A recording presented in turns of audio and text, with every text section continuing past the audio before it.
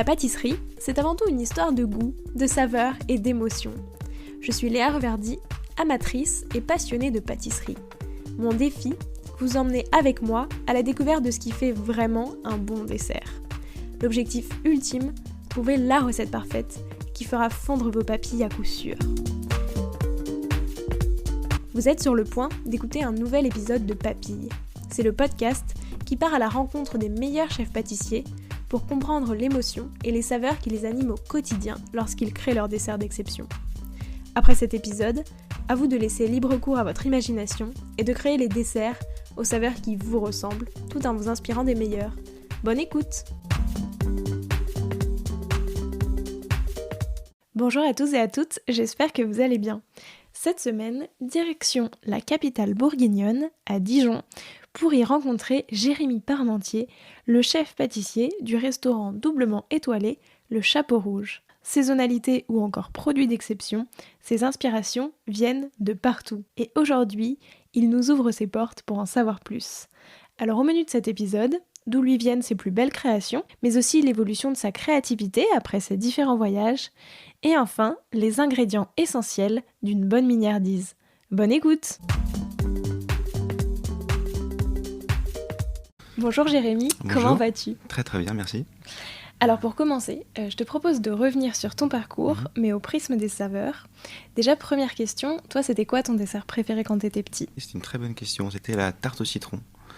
Et la petite histoire, ça vient de ma maman qui en mangeait quand elle était enceinte de moi. Ah. Et du coup, elle faisait toujours plein de tartes au citron, et je sais pas pourquoi, il y a un phénomène biologique qui s'est passé, et moi j'ai un problème avec le citron. J'en mets partout, et l'acidité, et choses comme ça, c'est presque une obsession. Est-ce que du coup tu as retravaillé un peu pour avoir la tarte au citron parfaite J'essaye désespérément, mais à chaque fois que j'essaye, je me dis il manque quelque chose, ou c'est pas... Voilà. Donc celle qui est parfaite, c'est une tarte citron très très simple, dans le sens où voilà, c'est une pâte un peu... celle que me faisait ma mère, donc forcément c'est pas de la haute couture, mais c'est un sentiment, vraiment c'est Madeleine de Proust, que je vais retrouver dans les pâtisseries de quartier. Voilà, c'est une tarte citron très simple. Après, la magnifier, j'ai encore du mal pour l'instant. Faudrait rester super simple. Enfin, pour toi, pour coller aux souvenirs justement d'enfance, etc. Est-ce que c'est, plus simple? Est-ce qu'on y arrive mieux justement avec des desserts assez simples comme on connaissait? Enfin, tu vois, comme tu dis, la tarte au citron classique. Je sais pas, il y en a d'autres, la tarte aux pommes. Oui, effectivement, ça peut être un départ de base de travail. Et c'est ça, pour magnifier la simplicité à travers des bons produits, par exemple. On peut garder les mêmes recettes et tout simplement changer la qualité des produits et l'équilibre des saveurs. Mais voilà.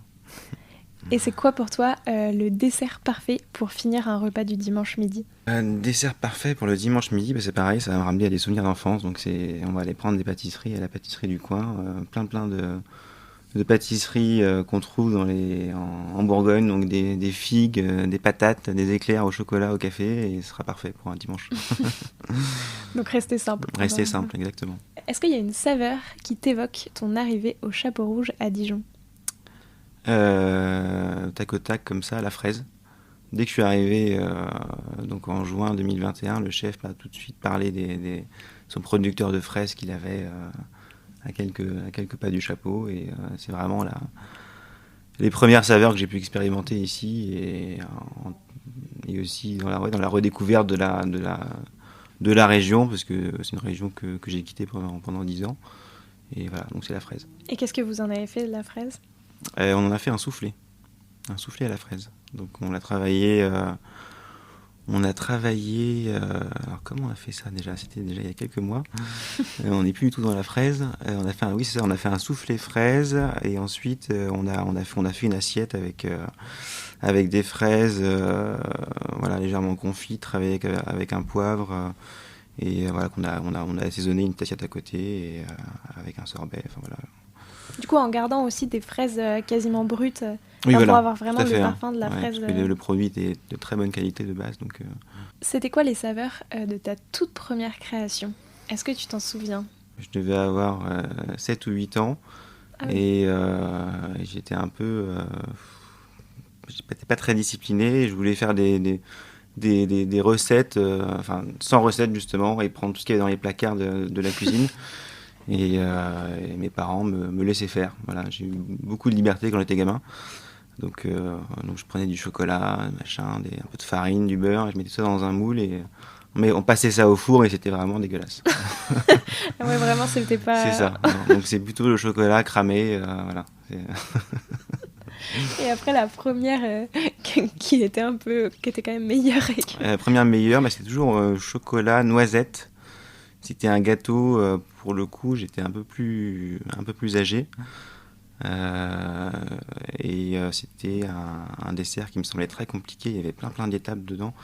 Et c'était un gâteau, c'était un autre mets dans un bouquin de la maison de cuisine. Et voilà, il y avait autour du chocolat, de la noisette. Et je mettais, oui, c'est ça, c'était très très long à faire. Mais du coup, tu as découvert la pâtisserie très très tôt et tu as commencé à vouloir faire des desserts c'est ça, très jeune. Très jeune. Donc j'ai vraiment grandi à la campagne, dans le village où je viens, il y avait 45 habitants, au milieu des champs, et j'avais toute la nature comme terrain de jeu, et je faisais les moissons avec les agriculteurs du coin en été. Et mon premier métier auquel j'ai pensé, c'était agriculteur. Ouais. Voilà. Ensuite, ça a évolué sur meunier, parce que je plantais mon blé dans le terrain de chez mes parents. Je faisais de la farine avec et je faisais du pain. Trop bien. Voilà, voilà. Donc on n'avait pas vraiment de télé à la maison, mais ça m'occupait. Et donc ça, j'étais très très jeune. Et ensuite, c'est vraiment qu'à partir du collège où j'ai eu envie de peut-être plus de créativité, ou je sais pas. Enfin, je sentais qu'il y ait plus de moyens d'expression à travers le sucré. Oui. Et pour te dire à quel point c'était une obsession, j'ai fait la seconde générale par correspondance, parce que je voulais être pianiste aussi. Enfin, ça faisait partie des options. Et à la place de travailler mes cours, j'avais le nez plongé dans les bouquins de recettes, et ma mère, une fois, elle m'a interdit d'accès à la cuisine. pour me dire, bah non, faut bosser là, faut arrêter de faire des gâteaux. Et dans ma tête, c'était, mais plus tard, je vais vraiment être payé à faire des gâteaux, quoi. Enfin, je trouvais ça dingue. Ouais. Le fait d'être dans une cuisine et que ce soit mon métier, ça me paraissait incroyable. Voilà. Donc t'as bien réalisé ton rêve. Exactement, ouais. Et c'était quoi les saveurs de ta toute dernière création ? Toute dernière création, c'était. Du coup, n'était pas chocolat brûlé. C'est ça. C'était, on l'a mis au point avec le chef et le chef sommelier hier, que tu vas goûter à midi, peut-être. C'est dans l'esprit d'un vacherin. C'est un dessert très très très glacé, très léger, autour de la pomme granny et du fenouil. Ah. Voilà. Et après, il y a. Donc c'est aussi un peu assaisonné avec du citron, un peu de poivre. Du citron forcément. Un peu de citron partout. Quand est-ce que tu as commencé un peu à utiliser les légumes dans tes desserts ? Les légumes dans les desserts, la première fois, j'ai travaillé j'ai eu la chance de faire une saison dans le sud de la France, à Mougins, avec un chef qui s'appelle Denis Fétisson. Et lui travaille beaucoup les légumes. En fait, il fait des menus qu'il appelle le produit à l'honneur. Donc il part d'un produit, il le décline de l'entrée jusqu'au dessert. Et c'est la première fois que j'ai vraiment eu l'occasion de travailler des légumes. Donc on faisait des desserts, on a fait des desserts avec du fenouil, de la tomate. Quand c'était le tour du homard, on faisait un dessert à base de homard. Enfin, c'était homard. Après, on mixait avec des légumes, du citron, encore une fois. Mais c'est un exercice très intéressant. Mais en plus, autant, tu vois, tomates, fenouil, carottes, j'arrive à concevoir, autant homard, c'est vrai que homard, ouais. Ça paraît... Pour la petite histoire, on faisait une bisque de homard qu'on intégrait dans une glace neutre. Donc ça faisait une glace au homard, à la bisque de homard un peu sucrée. Okay. Et après, il y avait un sablé au fenouil, une crème citron, des chips de fenouil, et puis cette glace-là. Donc c'était un restaurant gastronomique, pas étoilé, donc ça restait assez simple, mais c'était très très bon. Il y avait un bel équilibre et c'était pas du tout... fallait pas se forcer, quoi. On n'avait pas l'impression de manger une entrée. de subir un exercice de style, en fait. C'est ça. Donc, Et puis c'est vrai que ça doit être un bon exercice en tant que pâtissier d'être un peu obligé, entre guillemets, c'est à ça. travailler un ingrédient qui Et est puis absolument sans pas... que derrière on sente que ça soit un exercice, qu'il y Ouais, a un réel intérêt, puisque faire des desserts à base de légumes ou iodés, enfin si c'est juste pour l'originalité, ouais. que derrière c'est pas très bon. Justement, pour toi, ça apporte quoi là, par exemple, de travailler du fenouil, qu'est-ce que ça va apporter vraiment dans un dessert, d'être aussi sur du légume ou Hmm. d'autres ingrédients?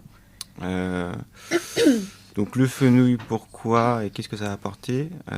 Alors déjà, la première raison, c'est que là, on est en saison un peu creuse Ouais, et qu'il n'y a pas beaucoup de fruits. Donc déjà en Bourgogne, bon, il y a des fruits au printemps et en été vraiment, mais sinon c'est pas non plus dingue quoi. oui, Donc une fois qu'on a travaillé la poire, la pomme, les fruits rouges l'été, il reste plus grand chose. Enfin, il reste le cassis forcément, mais ouais.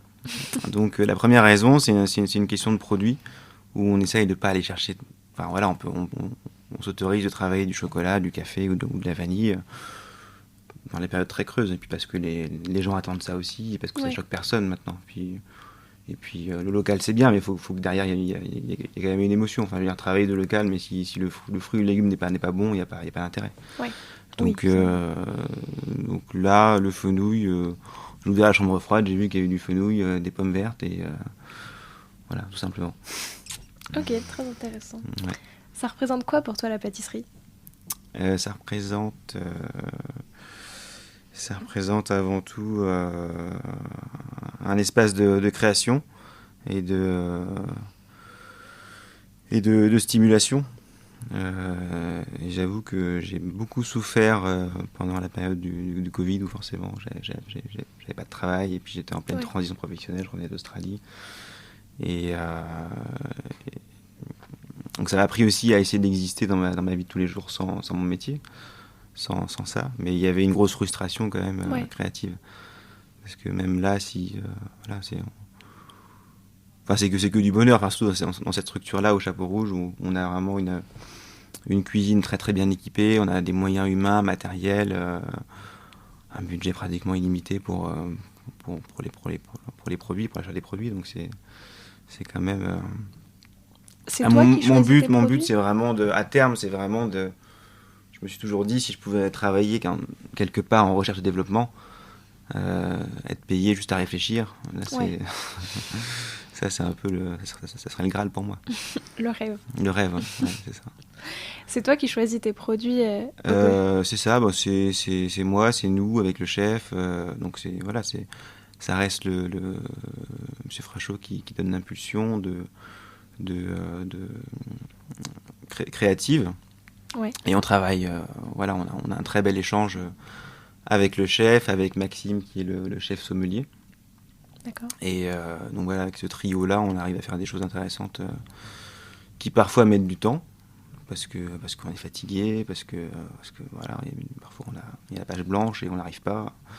Parfois on n'a pas les produits et, et des fois il y a des one shots où on arrive à sortir quelque chose, des fulgurances qui sont très rares, mais ça arrive. Et d'autres fois il faut du temps. Et puis même moi aussi j'apprends tout ça Ouais. parce que au final j'ai pas été toujours dans cette position-là et c'est un apprentissage de tous les jours. Donc j'apprends à travailler avec des cuisiniers, j'apprends à travailler avec des légumes, j'apprends à travailler euh, en essayant de respecter l'esprit de la maison aussi, et puis en essayant de faire en sorte que chaque assiette corresponde au niveau de l'étoile, en allant chercher la troisième, qui est un peu la mouvance et l'esprit de la maison en ce moment. Qu'est-ce qui, selon toi, c'est vraiment pas du tout... Enfin, je veux dire, c'est pas une question... c'est pas la question à 1 000 euros. Mmh. Qu'est-ce qui, selon toi, ferait passer, en pâtisserie, un dessert entre un dessert 2 étoiles et un dessert 3 étoiles? Qu'est-ce qui fait la différence? Je pense que ce qui fait la différence, c'est l'identité. L'identité et la personnalité, en fait. Je pense qu'un dessert, il passe 3 étoiles quand le client dans l'assiette va rentrer directement dans l'univers de Ouais, celui qui l'a fait, en fait. Enfin, et encore, moi, c'est une réponse comme ça aujourd'hui. Peut-être qu'elle sera différente dans 6 mois, Mais c'est là où j'en suis aujourd'hui, en tout cas, en essayant de comprendre justement ce qu'on recherche. Mais je pense qu'effectivement, c'est ça. C'est vraiment. Et puis c'est l'émotion. En dessert 3 étoiles, on va vraiment ressentir le lien entre le créateur, la maison et les producteurs. Ouais. Et voilà, il va y avoir une sorte d'évidence, une sorte de quintessence on va se dire, voilà, c'est lisible. C'est lisible et c'est parfait. Parce parce qu'à travers ces bouchées, le visuel et l'émotion gustative qui en découle, on va percevoir ce lien-là dans et ça. Donc, je pense que ouais. Ouais, c'est une belle réponse d'avoir justement le lien, savoir directement que c'est ton univers, que ça vient de ce restaurant et qu'en plus on sent aussi le travail des producteurs. Donc tu disais que ton rêve c'était un peu d'être toujours dans la réflexion et de pouvoir faire que créer entre guillemets. Comment justement est-ce que aujourd'hui, qu'est-ce qui aujourd'hui t'inspire un nouveau dessert et une nouvelle création? Est-ce que ça devient comme ça? Est-ce que tu vois, je sais pas, on te dit tiens il nous faut un nouveau dessert maintenant et du coup tu dois réfléchir, qu'est-ce qui te déclenche l'envie de créer? Donc oui, à la base c'est ça. Enfin, à la base c'est quand même le fait d'avoir un cadre imposé, parce que j'ai besoin d'un cadre. Ouais. Si je m'écoute tout seul, j'ai tendance à me laisser un peu vivre et me reposer. Donc je pense que ce cadre-là m'aide déjà à me dire que voilà, faut que je sorte un peu de ma zone de confort. Et donc ouais, il y a le cadre et ensuite non après ça peut découler aussi d'une émotion ou d'une visite par exemple. L'autre fois on est allé visiter un vigneron, un producteur de créments, Louis Picamelot, à Ruy, je crois. Et donc on a eu la chance de voir tout le processus de création d'une bouteille de crément. Et puis là-bas, c'était juste avant le Nouvel An. En sortant de la ville, je me suis dit, plutôt que de faire un dessert au champagne, on va faire un dessert en mettant en avant le crément de la région, qui en plus est très intéressant et très bon. Enfin, c'était pas juste pour mettre un produit de la région. Oui. Il y avait vraiment une histoire. En plus, cet homme-là a replanté des vignes à Talent, donc c'est juste à côté, c'est tout près de Dijon. Donc, et on a pu goûter le crément qui découlait des premières vignes qu'il avait plantées. Et c'était très intéressant. Donc, du coup, je suis parti, par exemple, de la dégustation, j'ai senti les arômes de miel, un peu mielé, un peu acide. Donc, j'essaie de partir sur un dessert où on ait l'émotion, justement, gustative et organoleptique de boire du crément. C'est-à-dire que j'avais fait un siphon au crément, mais je l'avais pas du tout dénaturé. Je l'avais laissé tel quel, je l'avais pas flambé, j'avais laissé l'alcool juste collé un petit peu à la gélatine. Donc il y avait vraiment côté crément très brut en mousse dessus. Ouais. Et en dessous, le dessert, il y avait toute la partie un peu sucrée. Alors là, il y avait encore une fois un crémeux au citron, il y a un parfait glacé au miel, il y avait du miel de la région, il y avait un petit citron caviar, il y avait tout un assaisonnement qui permettait il y avait du sucre pétillant aussi pour donner l'effervescence un peu du crément. Mais voilà, donc c'était un bel exercice et là pour le coup c'était parti vraiment d'une émotion et d'un désir de retransmettre cette curiosité et puis cette émotion positive que j'avais eue. Après ça peut partir aussi d'un produit qu'on trouve magnifique, on n'est pas forcément inspiré, et on se dit faut qu'on fasse quelque chose avec ça, donc on va là pour le coup, exemple, voilà. C'était quoi là par exemple, le dernier exemple c'était qu'est-ce qu'on a eu comme produit magnifique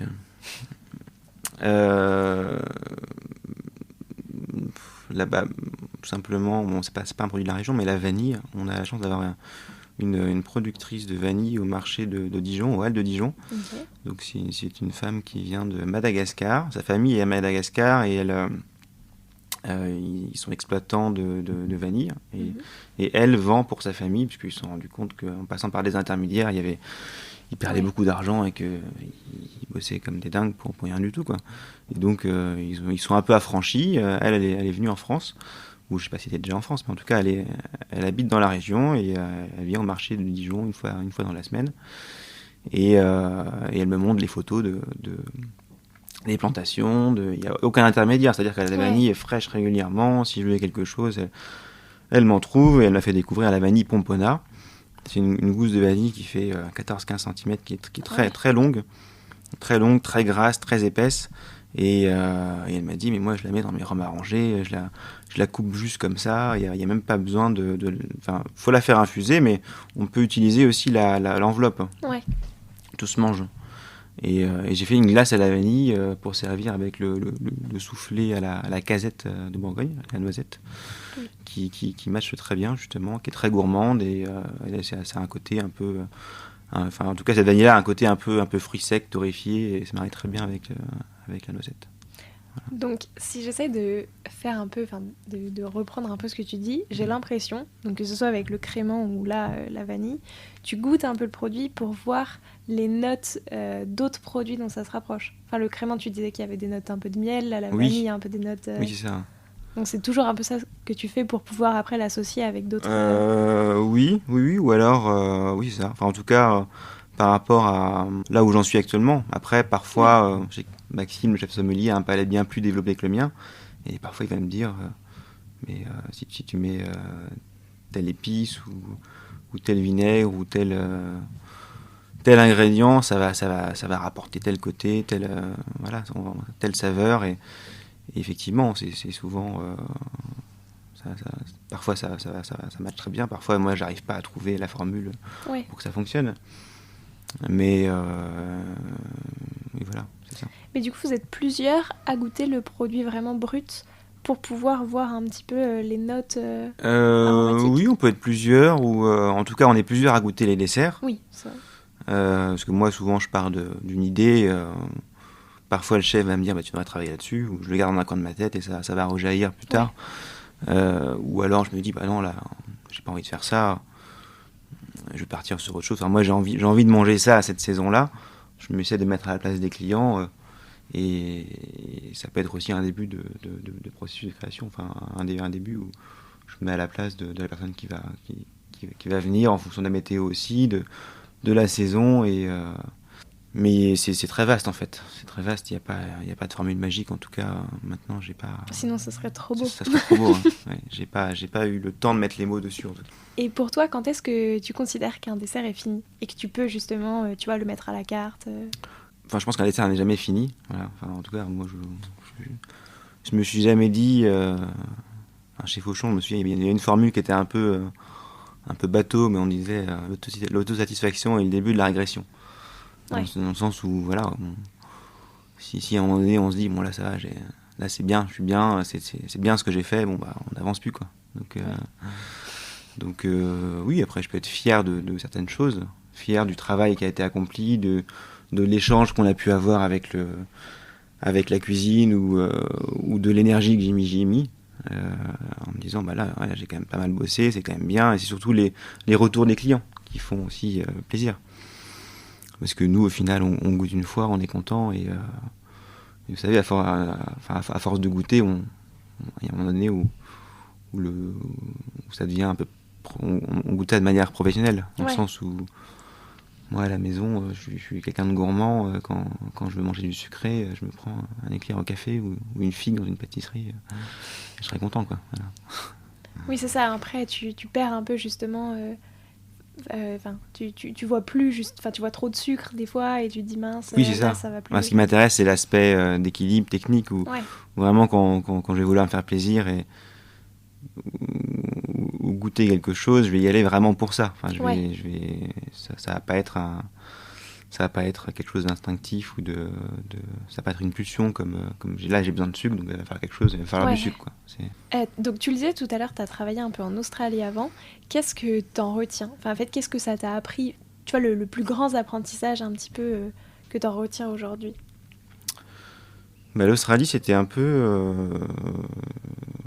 c'était très intéressant, et ça m'a vraiment chamboulé dans mon rapport à beaucoup de choses, à ma famille, à mon métier, à mon pays. En tout cas, pour me concentrer que sur la pâtisserie, Je dirais que ça m'a fait prendre conscience qu'ils ont en tout cas, leur propre culture, Ouais.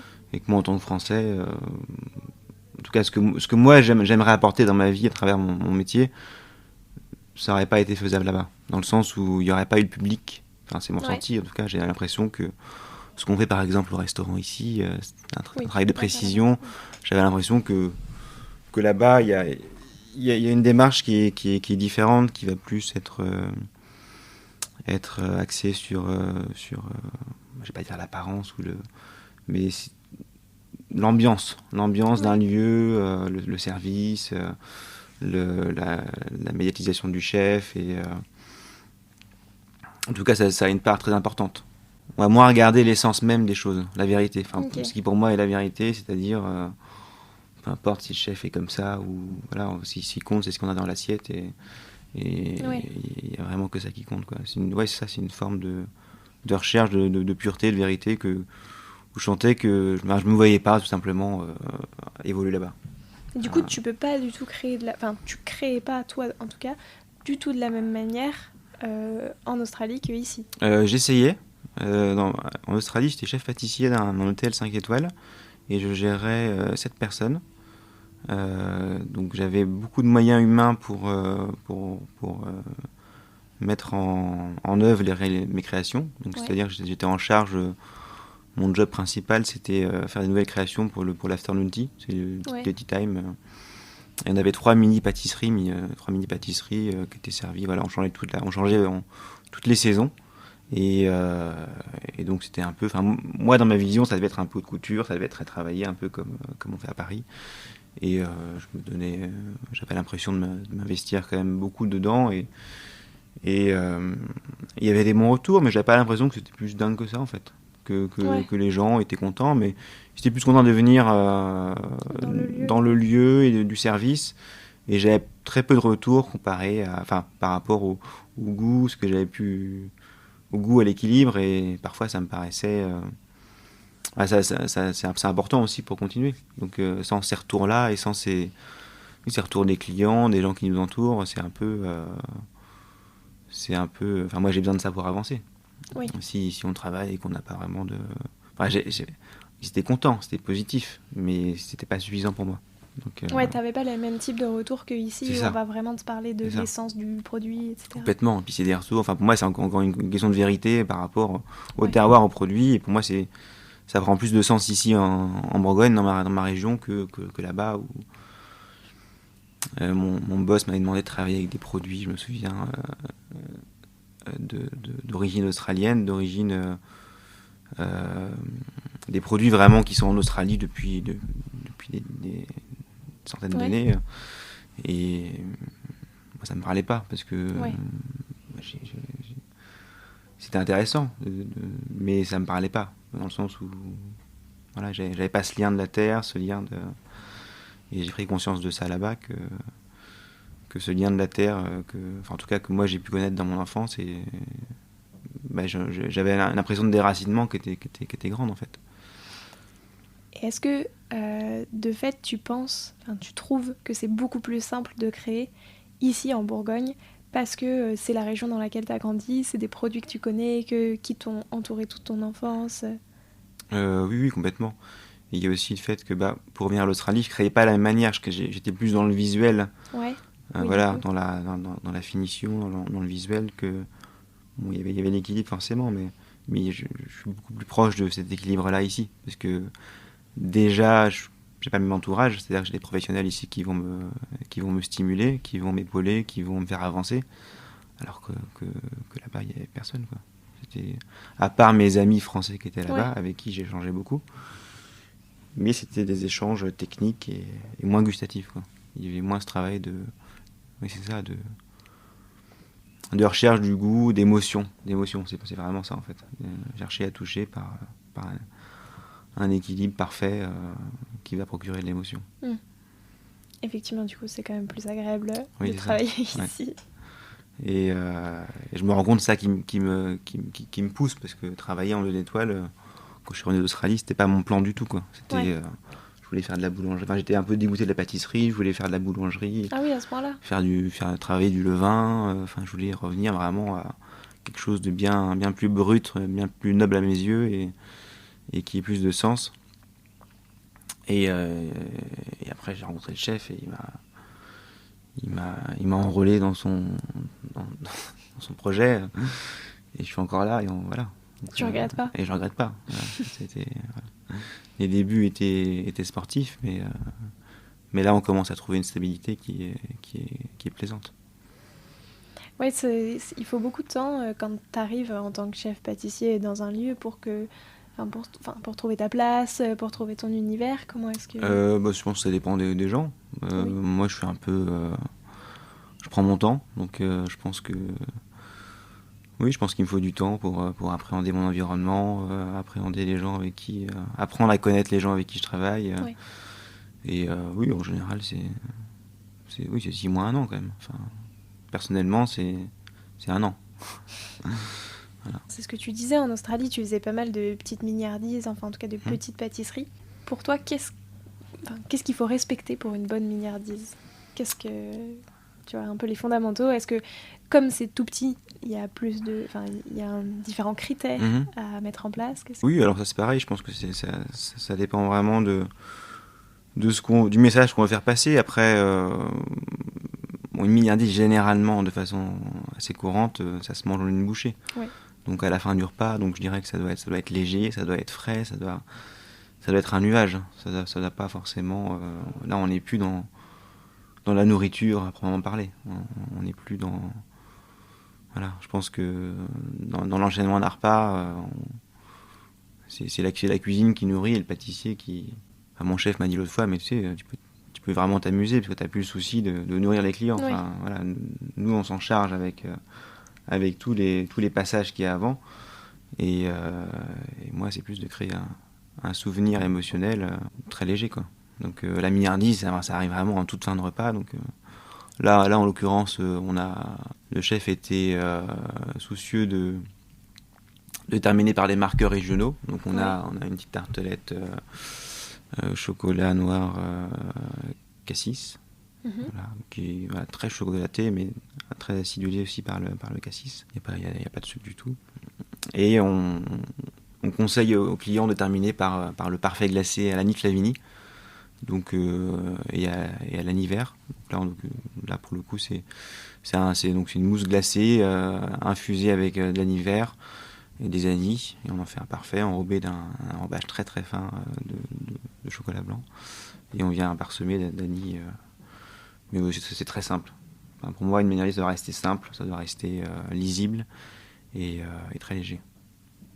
Et ramener un peu de sucré dans le palais C'est à la toute voilà. fin du repas, Ouais. pour garder... D'ailleurs, tu vois, tu disais que effectivement, tu peux beaucoup plus t'amuser dans le sens où t'as pas à nourrir les clients, mais t'as aussi un peu ce truc de... ça doit quand même être pile juste pour satisfaire et terminer sur une note super positive, quoi, en se disant c'était vraiment un délicieux repas. Exactement. Ouais. C'est quoi l'ingrédient que t'adores travailler? Ton ingrédient chouchou, un petit peu. Je pense que moi, j'aime bien travailler le chocolat. Ok. Tout simplement, voilà. C'est une matière qui est intéressante. Bon, j'apprends encore, parce que c'est surtout quand on tend vers le domaine de l'artistique avec le chocolat, c'est très vaste. Mais voilà, on ressent vraiment le côté matière brute, matière première, en fait, qui est très intéressant. Même si c'est pas une matière première, enfin, c'est une matière première pour nous les pâtissiers. Après, voilà, il y a quand même un processus de fabrication derrière, mais non, je dirais que c'est le chocolat. Et comment est-ce que tu préfères le travailler? Là où je prends le plus de plaisir, c'est quand je vais établir du chocolat. Quand je vais établir du chocolat ou en faire ou le transformer pour en faire des décors, des choses comme ça. Là, Okay. Je trouve ça sympa. Après, dans le domaine du sucré, voilà, on peut le travailler sous forme de ganache, de crémeux, de mousse. On peut l'incorporer dans beaucoup de préparations. Donc, oui, c'est ça qui est magique. C'est ça, comme voilà. le citron. Exactement. Et au contraire, est-ce qu'il y a un ingrédient qui te donne beaucoup plus de fil à retordre? Pas forcément que tu l'aimes pas, mais qui est beaucoup plus compliqué à appréhender.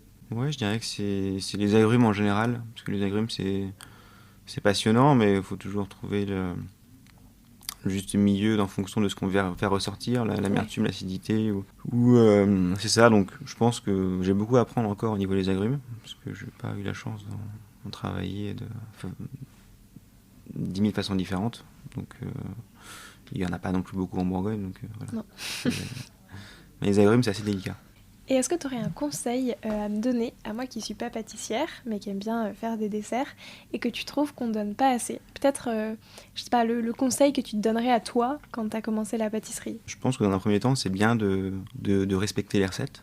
Ouais. C'est ce que j'ai pas fait au début. Pour ensuite accumuler des bases, hein, c'est comme dans la cuisine. Et une fois qu'on a passé ce stade-là, après on est en mesure de moins se prendre la tête et de plus créer ou pâtisser de manière instinctive. Et je pense que, après je sais pas où t'en es dans ton apprentissage de la pâtisserie, mais si t'es débutant... J'en suis pas très très haut, mais... Non, je pense que c'est intéressant déjà de bien choisir ses livres de recettes, en fonction de ce que je pense que on a la chance d'avoir des pâtissiers formidables qui ont sorti des bouquins très pédagogiques actuellement.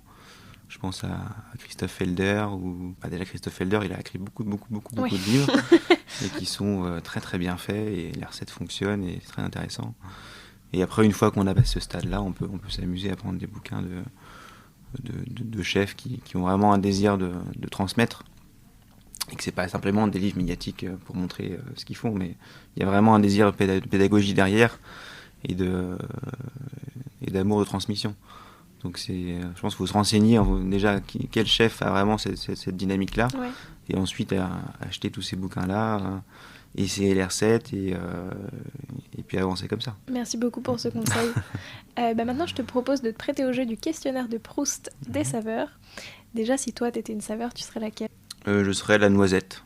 Voilà, la noisette du Morvan, de Bourgogne, parce que il y avait un noisetier en face de chez mes parents. On en revient encore à l'enfance. Ouais, toujours. Et toujours. Il y avait des très très bonnes noisettes dans cet arbre-là. Et voilà, c'est un côté réconfortant, un côté automnal. Voilà, c'est ce qui me vient en premier. Et c'est facile à marier. Tu sais que j'ai cru que t'allais dire le citron. Oui, c'est vrai. Non, mais j'aime bien les surprises. Dijon, en 3 saveurs, ça donne quoi? Dijon, c'est en 3 saveurs, ça donne le cassis. Même s'il n'y a pas de cassis, après on parlait à Dijon, mais voilà. Dijon, c'est la Bourgogne, donc le cassis, la moutarde et est-ce que le vin rouge est une saveur? Je ne sais pas. Mais Bon, ça pourrait. ça pourrait. Est-ce que tu pourrais imaginer un dessert qui combine ces 3 saveurs? Ou vraiment ça n'irait pas du tout ensemble et ça ferait comme tes premiers desserts? Ouais, on peut imaginer. Mais il faut avoir le temps, là, j'ai pas. Oui. On peut plancher dessus, effectivement, ouais. Vin rouge, cassis Et moutarde. et moutarde, ouais. Bonne chance. Est-ce qu'il y a un gâteau d'un autre pâtissier ou d'une autre pâtissière que t'aurais aimé avoir créé? Enfin, plutôt dans le sens où quand tu l'as vu, tu t'es dit oh waouh, j'aurais trop aimé avoir cette idée. Dans les gâteaux qui m'ont le plus marqué, je dirais que Bon, il y a beaucoup de gâteaux qui m'ont marqué, hein, mais je pense que c'est les gâteaux de Pierre Hermé à Paris. Ouais. Première fois que j'ai goûté la tarte infiniment vanille, bon, c'est pas très original, mais j'ai trouvé ça dingue. Et voilà, si j'avais pu sortir ça aurait été cool. Ouais. Je pense que tout le monde aurait bien aimé. C'est ça, ouais. C'est quoi la dernière saveur que t'as découverte et aimée? La vanille pomponnage, je connaissais pas. Voilà. On n'est pas très éloigné de la vanille de Madagascar, mais c'était quand même un peu. Il y avait une différence et c'était sympa. Voilà. C'est quoi ton péché mignon? C'est d'entrer dans une pâtisserie, d'avoir très très faim et être en hypoglycémie et de prendre 3-4 pâtisseries d'un coup et tout manger. Et voilà, des choses bien sucrées avec plein de pâtes d'amande et voilà, ça me dérange pas. C'est ça. Et est-ce qu'il y a un pâtissier ou une pâtissière avec qui tu aimerais bien faire une création à 4 mains qui aurait des saveurs un peu inattendues? Je pense qu'il faut connaître la personne pour pouvoir travailler ensemble. Donc moi j'ai fait un petit passage à Paris et j'ai eu la chance de travailler dans différents établissements. À l'époque j'étais au Fouquet's à Paris. Il y avait à l'époque il était chef de partie là-bas. Il s'appelle Tristan Rousselot. Il est chef pâtissier au Prince de Galles. Et voilà, c'était un bon ami à Paris. Et, on s'est perdu de vue parce que voilà, on a chacun notre vie maintenant et lui a bien réussi, il fait du très très beau travail là-bas Et je serais content de le revoir et de travailler créer un avec lui, de dessert. créer. Ouais, c'est ça. Bah écoute, j'espère que ça pourra se faire. J'espère aussi. Alors maintenant, j'ai 5 dernières questions. T'es plutôt vanille ou chocolat? Vanille, Plutôt soufflé ou sorbet? sorbet. D'ailleurs, est-ce que t'as un conseil pour bien réussir son soufflé? Parce que j'ai vu que tu faisais quand même pas mal de soufflés. Oui, donc ça c'est pareil, c'est une volonté du chef. Quand je suis arrivé ici, il tenait absolument à ce que les soufflés fassent partie de la carte, qu'il y ait au moins un soufflé à la carte à chaque fois. Donc c'était un petit défi parce que j'ai jamais vraiment fait de soufflé.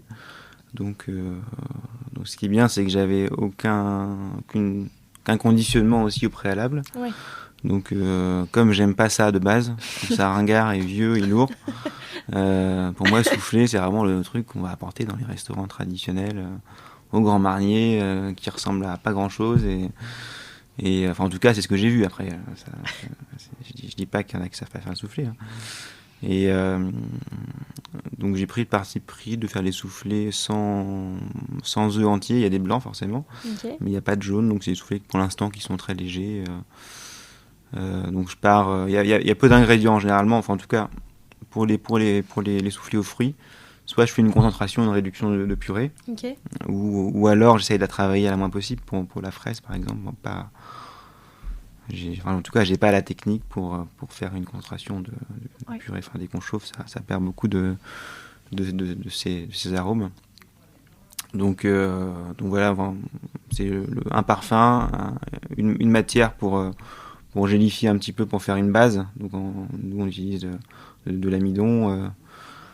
Le sucre pour juste assaisonner et puis du sel et après des blancs et puis une meringue pour faire tenir tout ça et faire en sorte que ça souffle et puis voilà, puis garder un contenant, voilà, pas faire un gros soufflet quoi, parce que Un petit contenant. c'est ça, un petit contenant, que ça reste un plaisir, que ça reste ce qui est intéressant c'est le côté ludique des soufflets, parce que justement ça c'est vivant, ça on l'apporte, il y a du volume, ça retombe, enfin voilà, c'est intéressant, c'est chaud, donc après on peut s'amuser.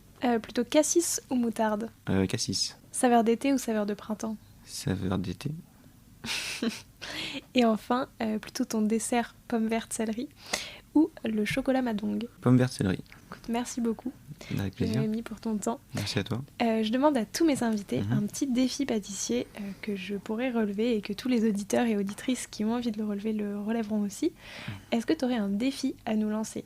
Alors que ce soit une recette à reproduire, je sais pas, un dessert à faire, un ingrédient à goûter, enfin n'importe quoi. Je te laisse nous lancer un défi. Le premier défi, je pense, ça serait de surprendre et de faire plaisir. Donc pour ça, c'est de se laisser, de pas se mettre de barrière, Bon, c'est un peu en contradiction avec ce que je disais tout à l'heure, dans le sens où je disais de suivre des recettes. mais si on a voilà, qu'on se vieux de quelque chose, qu'on se dise pas c'est trop compliqué ou qu'on y aille franchement. Enfin, si derrière on a, enfin, je pense que c'est le défi de vraiment de faire plaisir, quoi. Si on a un proche qui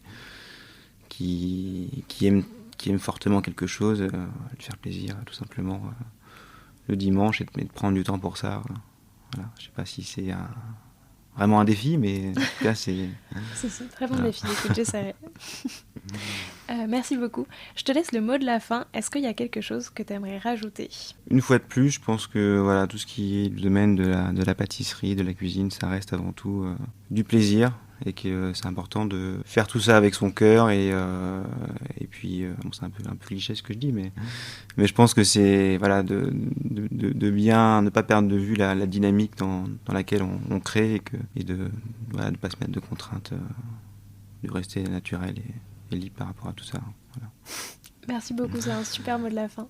Merci. Et encore merci pour ton temps. Merci beaucoup. J'espère que cet épisode vous a plu et moi je vous dis à la semaine prochaine. Prenez soin de vous.